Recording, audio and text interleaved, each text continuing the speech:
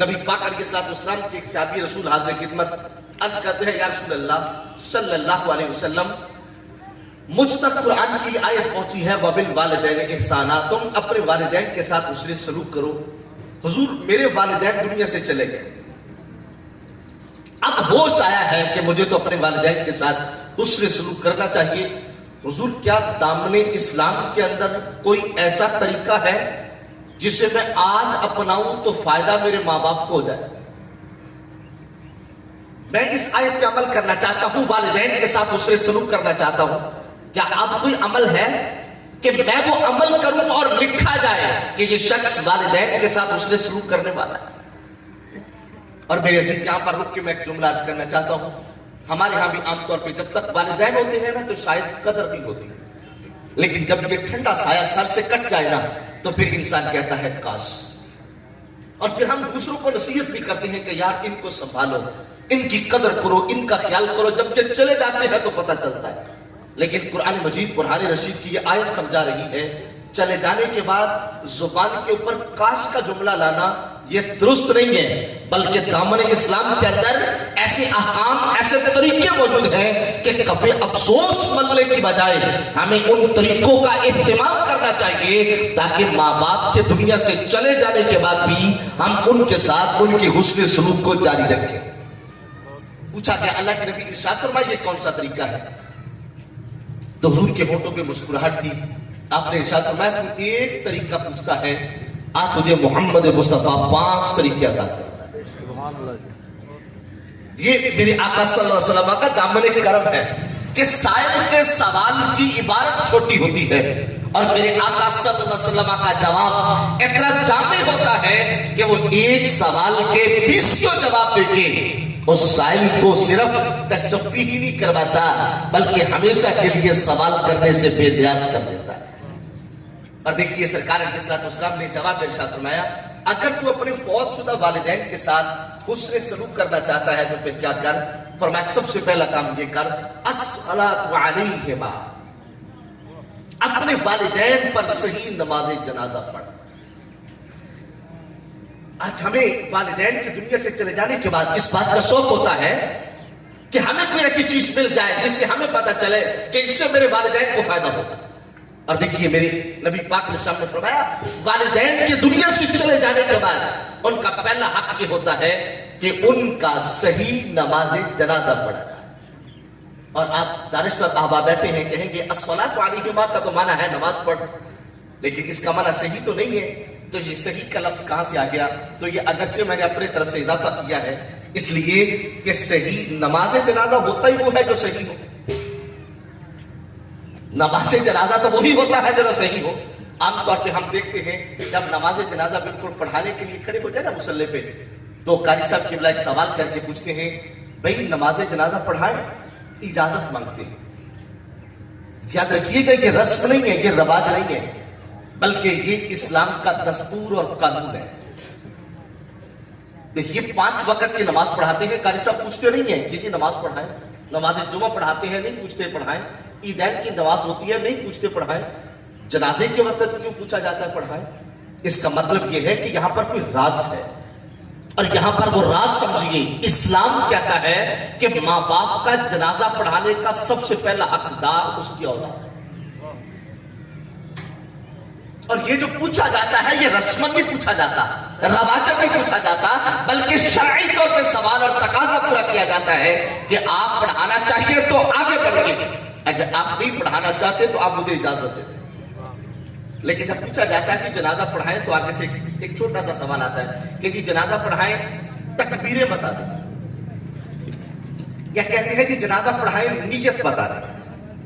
اب میں ایک آپ سے وہ فکر والا سوال کرنا چاہتا ہوں، اسلام ہمارے بارے کتنا اچھا گمان کرتا تھا کہ یہ بیٹا پڑھا لکھا ہے، دیندار ہے، مسلمان کے گھروں میں پیدا ہوا، مسلمان کی گود کے اندر اس نے زندگی بسر کی ہے، آج مصلی پہ کھڑا ہو کر اپنے باپ کو خود رخصت کرے گا۔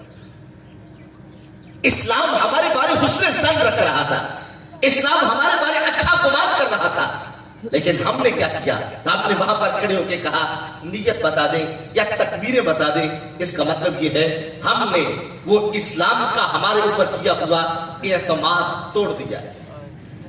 ہم نے جواب کے طور پہ کہا کہ اسلام اور پیغمبر اسلام تو ہم سے یہ توقع کرے کہ ہم نماز جنازہ کی امامت کروائیں گے، جبکہ ہمیں تو نماز جنازہ کی نیت بھی نہیں آتی. حضور یہ ذرا تھوڑا سا ہمیں یہاں سے سنبھلنا چاہیے. اور یہاں پر میں حکمت عرض کر دیتا ہوں کہ ماں باپ کا جنازہ پڑھانے کے لیے اولاد کو حکم کیوں ہے؟ اگر آپ مجھے کہیں گے جنازہ پڑھانے کے لیے میں حاضر ہو جاتا ہوں، قاری صاحب کو فرماتے ہیں، قاری صاحب حاضر ہو جاتے ہیں، ہمارے کوئی بھی امام صاحب پڑھا دیتے. جب ہمارے سامنے میت ہوگی نا تو ہم پڑھیں گے اللہم اغفر لحینا و میتنا. ہم اس کو ایک میت کا لفظ بول کے گزر جائیں گے. لیکن عزیز جب سامنے جنازہ باپ کا ہوگا نا، پڑھانے والا بیٹا ہوگا، جب وہ پڑھے گا نا اللہم اغفر لحینا و میتنا، اے اللہ ہمارے زندوں کو بخش، ہمارے مردوں کو بخش. اب وہ مردے کا لفظ اپنے باپ کے لیے بول رہا ہوگا، اب وہ مردے کا لفظ اپنی ماں کے لیے بول رہا ہوگا. تو جب وہ باپ کے لیے مردے کا لفظ بولے گا تو سب سے پہلے اس کو یہ یاد آئے گا، ہائے وہ باپ جس نے خود مجھے زندگی لے کر دی اور آج موت کے منہ در گیا. وہ باپ جو مجھے نازک مراحل سے نکال کر استحکام والی زندگی دے کر آج وہ خود میت بن کے میرے سامنے پڑا ہے. اب جب اس مقام پہ بیٹا پہنچے گا نا اللہم اغفر لحینا و میتنا، تو اس وقت اس کے دل سے دعا نکلے گی کہ مولا جس طرح میرے باپ نے مجھے پالنے کا حق ادا کر دیا ہے، اے اللہ اب اپنے کرم سے میرے باپ کو سنبھالنے کا حق ادا کر. اور اس سے ذرا پیچھے جائیے گا، اسلام یہ بھی کہتا ہے والدین کو جب غسل دینا ہو نا، غسل دینا ہو تو غسال کی ہیلپ نہ لو، غسال کو نہ ڈھونڈو کہ وہ آ کے غسل دے، بلکہ اپنے ہاتھوں سے اپنے والدین کو غسل دو. اس لیے کہ غسال میت سمجھ کے غسل دے گا، اور ہم اس کو میت سمجھ کے نہیں باپ سمجھ، ہم اس کو باپ سمجھ کے غسل دیں گے. اور جب باپ سمجھ کے غسل دیں گے تو اس وقت وہ باپ کا لاشا ہمارے ہاتھوں میں ہوگا، اور ساری زندگی کی محبتیں، ساری زندگی کی شفقتیں، اور ساری زندگی کی وہ لاڈ، وہ پیار، اور وہ ساری زندگی جو ہمارا باپ ہمارے حقوق کا تحفظ خیال کرتا رہا، وہ ساری زندگی کی محبتیں ہمارے سامنے ہوں گی. تو جب ہم اپنے باپ کو غسل دیں گے نا محض میت سمجھ کے نہیں، تو آج ساری زندگی کے لاڈ پیار کا ہم قرض اتاریں گے. اس لیے کہا جب نماز جنازہ پڑھانے کا مسئلہ ہے تو کیا کرو، نماز جنازہ تم خود پڑھاؤ. الصلاۃ علیہما، ماں باپ کا پہلا حق یہ ہے ان پر صحیح نماز جنازہ پڑھا جائے. اور دوسرا حق سنیے پھر کیا ارشاد فرماتے ہیں، فرمایا والاستغفار لہما، والدین کی دنیا سے چلے جانے کے بعد ان کا دوسرا حق یہ ہے کہ ان کے لیے کثرت سے استغفار کیا جائے. نماز جنازہ خود ایک استغفار ہے، تو اس کے بعد استغفار کرنے کا مطلب کیا ہے؟ یہ کہنا کہ تم ان کے لیے استغفار کرو، مطلب کیا ہے؟ مطلب اس کا یہ ہے، اللہ کے نبی فرمانا چاہتے ہیں نماز جنازہ کے لیے سمجھ نہ لینا کہ یہ دعا کافی ہے، بلکہ نماز جنازہ کے بعد کی دعا کا مسئلہ ہو، اور وہ کلخانی کا مسئلہ ہو، نومے کا چلیسویں کا مسئلہ ہو. فرمایا والاستغفار لہما، تم کثرت کے ساتھ اپنے والدین کے لیے استغفار کرتے رہنا. مسلم شریف کے حدیث پاک ہے، حضرت معاذ بن مالک رضی اللہ تعالیٰ عنہ، ان پر حد جاری کی گئی اور وہ فوت ہو گئے. اللہ کے نبی صلی اللہ علیہ وسلم حضرت معاذ بن مالک کے گھر کے اندر دوسرے دن یا تیسرے دن آئے. ہمارے ہاں عام طور پہ جو کلخانی کا ختم شریف ہے وہ دوسرے دن ہوتا ہے یا تیسرے دن ہوتا ہے. اب دیکھیے مسلم شریف کے حدیث پاک ہے، حضور دوسرے دن آئے یا تیسرے دن آئے، اور سرکار علیہ السلام نے حضرت معاذ بن مالک کے گھر والوں کو اکٹھا کیا اور ایک جملہ ارشاد فرمایا استغفروا لمعاذ بن مالک، فرمایا اے معاذ بن مالک کے ورثاء تم معاذ بن مالک کے لیے استغفار کرو.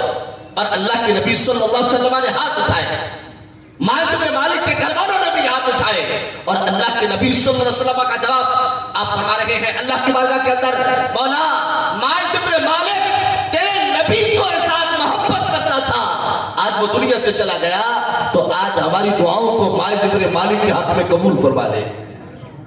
یہ ہے مطلب والاستغفار لہما. ماں باپ کی دنیا سے چلے جانے کے بعد ان کا دوسرا حق یہ ہے کہ کثرت کے ساتھ ان کے لیے استغفار کیا جائے. اور یاد رکھیے گا والدین کے لیے استغفار کرنے کا بہترین طریقہ نماز پڑھنا ہے.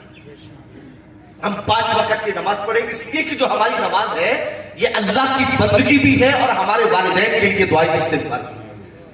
کیوں؟ جب ہم ساری نماز پڑھ لیتے ہیں تو آخر میں اللہ کہتا ہے اب پڑھ ربنا اغفر لی ولوالدی.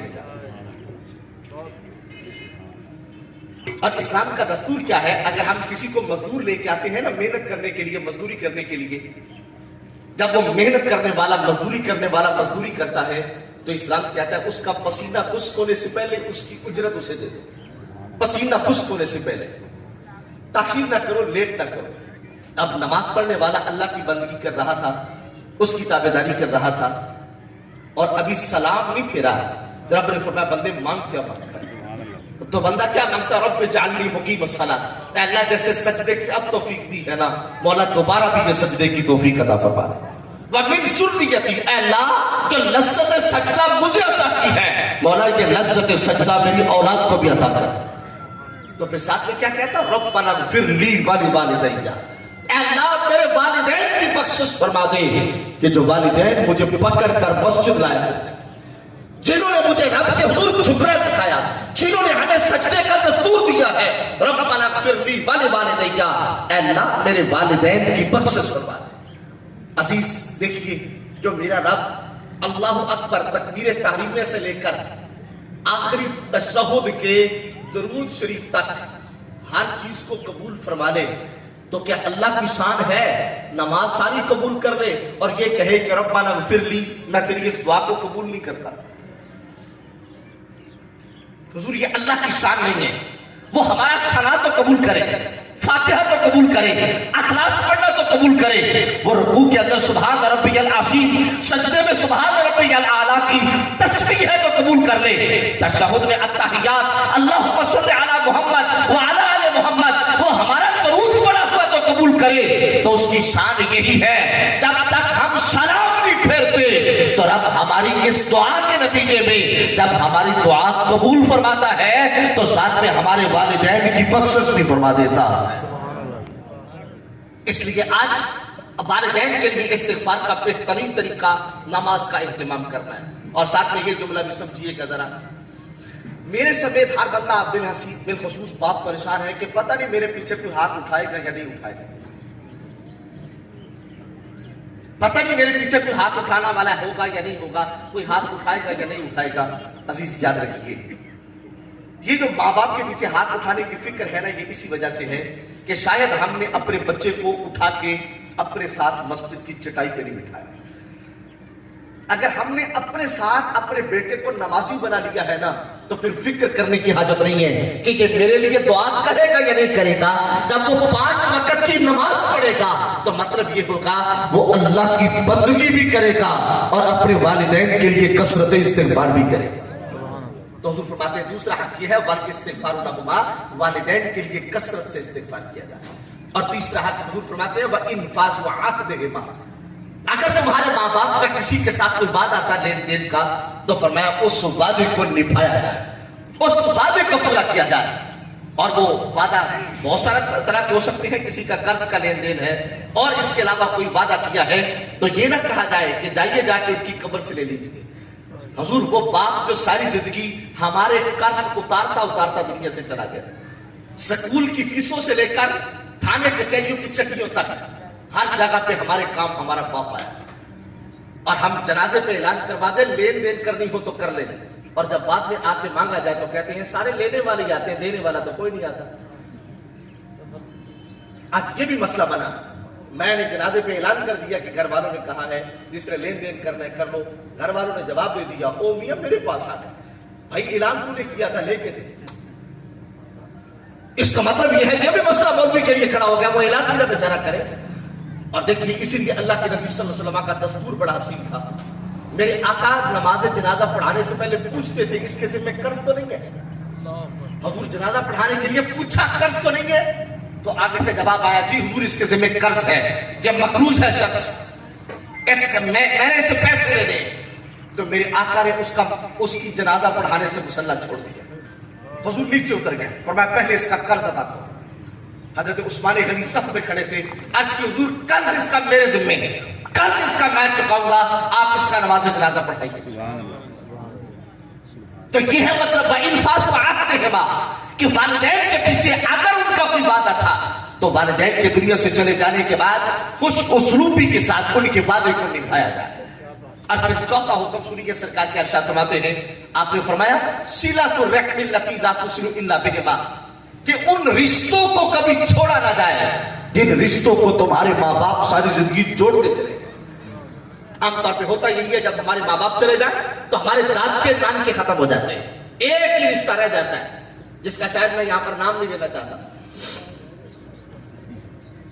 اچھا بالکل آپ سمجھ گئے ہوں گے، آپ کے چہروں کی مسکراہٹ مجھے بتا رہی ہے کہ آپ سمجھ گئے وہ رشتہ کون سا ہے.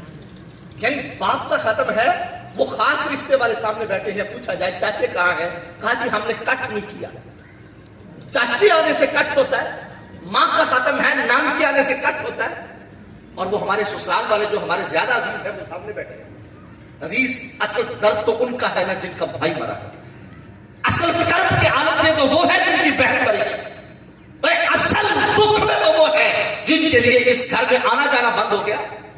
لیکن آج یہ اعلان کر کے جی ہم نے کٹ نہیں کیا، ناراض نہ ہونا. حضور اپنے دوستوں کو ترجیح دینے کی بجائے یہاں سنیے اس حدیث پاک کا آخری اور 5واں جز. حضور فرماتے ہیں اکرام و صبی کے ماں، ماں باپ کے چلے جانے کے بعد ان کا 5واں حق یہ ہے رشتہ دار کو نہیں چھوڑنے، تم والدین کے دوستوں کو بھی نہیں چھوڑنا.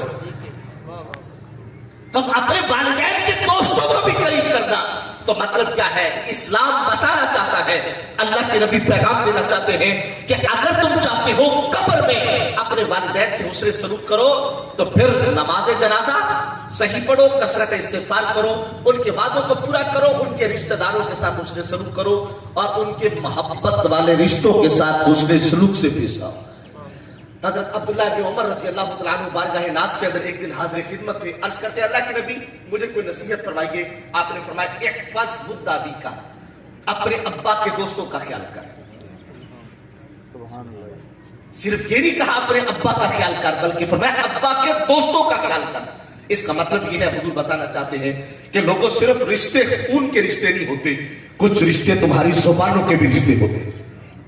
تو آج میں اس پنڈال کے اندر کہ بھائی محمد عابد صاحب اور ان کے دیگر برادران سے یہ ریکویسٹ کرنا چاہتا ہوں. آپ کے والد گرامی کا بہت وسیع حلقہ تھا، بہت سارے لوگوں کے ساتھ آپ کا تعلق ہوگا، لیکن بسا اوقات نظریاتی اختلاف بھی ہو جاتا ہے. لیکن اس اختلاف کی بنا پہ اپنے والد گرامی کے حلقے ارادت کو، حلقہ احباب کو ٹوٹنے نہ دینا. جس طرح ان کا ایک کردار تھا اس کردار کو زندہ رکھ کے ان کی اچھائیوں کو آگے اچھائی بنا کے پھیلانا. لوگوں کی توقعات ہوگی، لوگ آپ سے کچھ توقعات وابستہ کر کے بیٹھے ہوں گے. اپنے والد گرامی کے چلے جانے کے بعد ان کا صحیح جانشین ہونے کا حق ادا کرنا. اور سرکار علیہ الصلوۃ والسلام کی حدیث پاک آپ نے فرمایا تھا من احب ان یصل اباہ فی قبرہ فلیصل اخوان ابیہ بعدہ. جو بندہ یہ چاہتا ہے قبر میں اپنے ماں باپ سے بھلائی کرے، اس کو چاہیے وہ دنیا کے اندر ابا کے دوستوں سے بھلائی کرے. فرمایا جب وہ دنیا کے اندر ابا کے دوستوں سے بھلائی کرے گا اللہ اجر ایسے ہی دے گا کہ جس طرح ڈائریکٹ قبر کے اندر وہ اپنے ابا کے ساتھ حسن سلوک اور بھلائی سے پیش آ رہا. اللہ تعالی عمل کی توفیق عطا فرمائے. وآخر دعوانا ان الحمد للہ رب العالمین.